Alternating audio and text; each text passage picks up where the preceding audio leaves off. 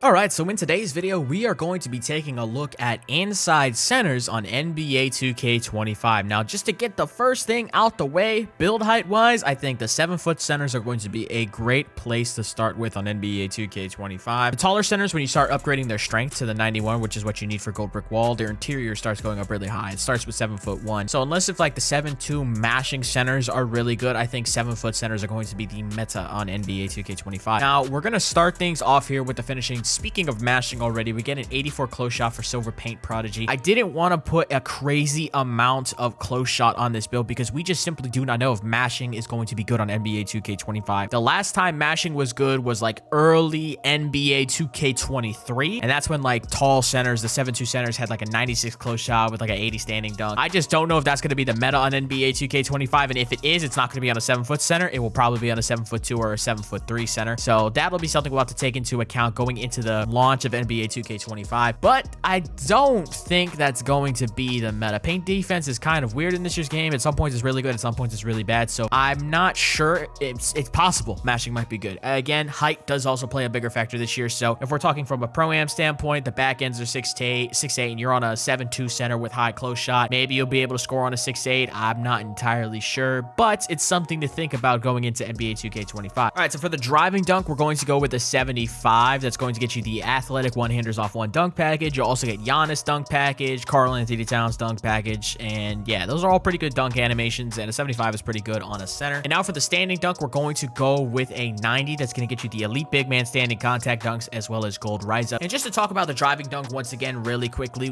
the dunk meter, we don't know if the dunk meter for driving dunks is really good just yet. We don't know if having high driving dunk on a center is really just like that just yet. So with this first inside center build, I'm being very conservative on the inside finishing side of things simply because we just don't know just yet what works and what doesn't. So I don't want to put super high driving dunk, and that's not good. I don't want to put super high close shot, and that ends up not being good on inside centers. But one thing I do know is always good on an inside center is elite big man standing contact dunks with gold rise. Can't really mess that up. So 90 standing dunk is going to be probably a good sweet spot. Now let's talk about the shooting. Nah, I'm just kidding. All right, so now for the pass accuracy, we're going to go with a 93. That's going to get you break starter on Hall of Fame. You're also going to get Hall of Fame dimer, versatile visionary on silver, and bailout on silver. Now I made a small mistake when I was in the My Player Builder. I did not notice this, but you can get bailout on gold with a 94 pass accuracy. So I was one off. That's a little bit of a mistake. My bad on my end. But hey, maybe you don't want bailout on gold. Maybe that's not something you care about. So 93 pass accuracy will be perfect for Hall of Fame break starter. And as you can see right here, to get legend break starter, you need a 98 pass accuracy. So realistically, you could put cap breakers on this. You could put 5 cap breakers, get 98 pass accuracy, and get break starter on legend. You can max +1 the badge. There's a lot of options here. I think 93 is still going to be a pretty good sweet spot for the most part for the bigs. And for people that like to make inside centers that do not have high pass accuracy, you are setting yourself short. I don't care about your 75 pass accuracy. I don't care about your 65 pass accuracy. When you got high pass accuracy on an inside center, you could throw the breaks, you can kick out to open shooters off of offensive rebounds, and that's why I put the high pass accuracy once again, because we don't know if Mash D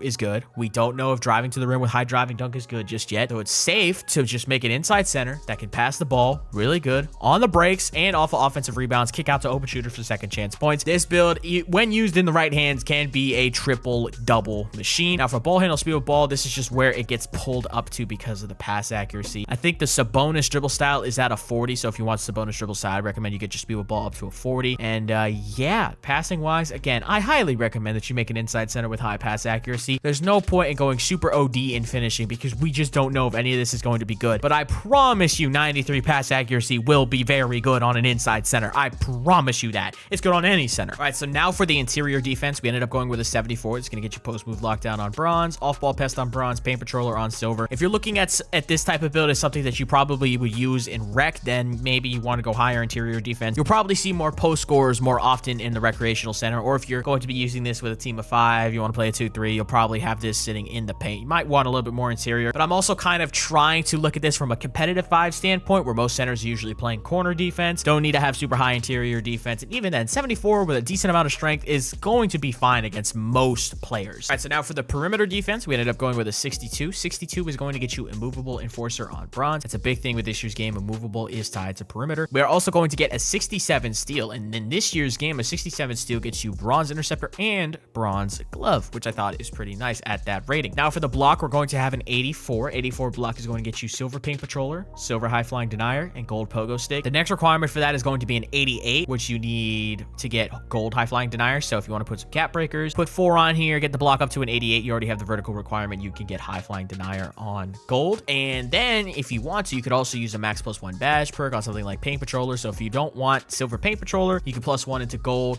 Or if you want to put your block all the way up to a 93, which is kind of expensive in this game, you want to put it all the way up to a 93 and get the gold paint patroller, you absolutely can. But I think 84 is going to be a safe spot for a block. I think this one will be okay for the most part. Again, I'm looking at this from a competitive 5v5 standpoint. This is not going to be some like wreck center. You're sitting at the bottom of a 2-3 zone trying to defend the paint. This is more for like 5v5. You're playing corner defense, dropping on stacks and triangles type of thing. Now for the offensive rebound, we ended up going with a 96 offensive rebound. That's going to get you rebound chaser on Hall of Fame as well as box out beast on Hall of Fame. Now for legend box out beast, you need to have a 96 strength and a 98 offensive rebound or 98 defensive rebound. And for rebound chaser on legend, you need a 99 defensive rebound. So for this build, we ended up just going with the 96. Obviously you can use cap breakers to get it up to 99 for the legend rebound chaser, or you can max +1 a badge. So I think that'll probably be what a lot of centers do, is they'll probably max +1 box out beast, because getting the 96 strength is probably just going to make the build even slower. So they'll probably +1 box out beast, and then they'll probably use cap breakers on rebound chaser to get it to 99. Not entirely certain if that's how they're going to do it, but it's probably going to be one or the other. Maybe sometimes they'll use cap breakers to get their strength and whatnot, but I think the other way around is going to be better, because if you start trying to put more strength on this build, it's going to be even slower when you could just get legend box out beast without having to lose any more speed by trying to upgrade your strength to get that 96. Defensive rebound still going to be a 91. That isn't a specific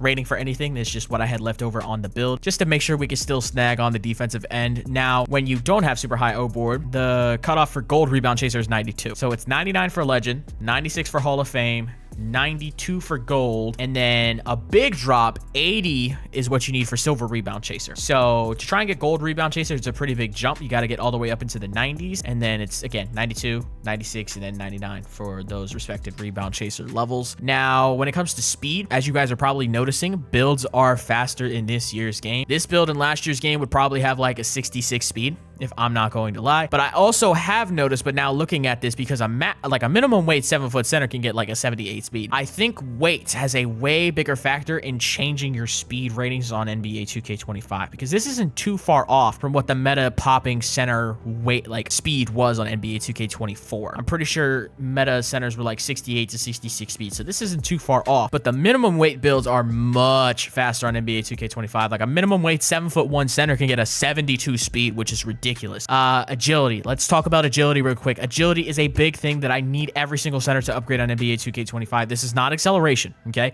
Acceleration is gone. This is not acceleration. Agility is your off-ball movement. So if you're trying to move fast on a slip, you're going to need agility. If you want to move quickly off the ball, trying to get down to the paint to try and get a block, you need agility for those first two like steps and whatnot. And agility is also like your lateral movement while you're holding L2. So like when you're strafing left and right with your L2, that's your agility. So having agility on a center is going to be really, really important. Please do not make a center build that does not have agility. You're going to feel lost out there on the perimeter. If you get switched on to somebody with low agility, you're going to get cooked, and you're already on a footer as is, so you might as well upgrade it. Okay, so for the strength, we're going to go with a 91. That is the new rating requirement for brick wall on gold. Like we mentioned earlier, you get box out beast on Hall of Fame, bronze post move lockdown, bronze movable enforcer. The ratings requirement, once again, for box out beast on legend is a 96, and if you start upgrading that weight even more to get that, your speed is going to drop pretty quickly. So I think the best move is to +1 box out beast and then use cap breakers for rebound chaser. That's what I'm thinking is going to be the meta. I feel like that's going to be a lot easier to attain than trying to crank up your weight even more to get 96 strength, and you're going to lose even more speed. So that is pretty much it for this build. Also went 80 vertical just because that's like a usual go-to for like centers when they're making like competitive pro-am centers, is an 80 vertical. That's going to be pretty much it for this build. I don't think this build is bad at all. Once again, we have to understand that we don't really know what the meta is going to be like finishing wise. I ended up just putting the 90 standing dunk because there hasn't been a 2K where 90 standing dunk is not good. So 90 standing dunk,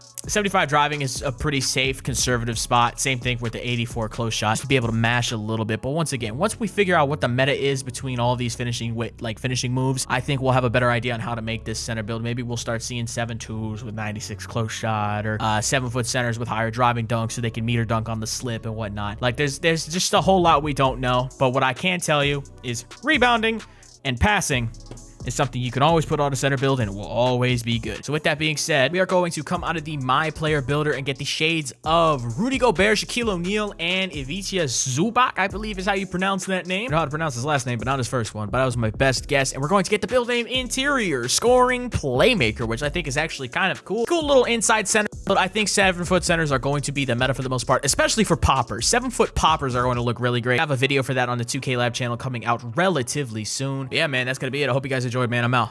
Peace.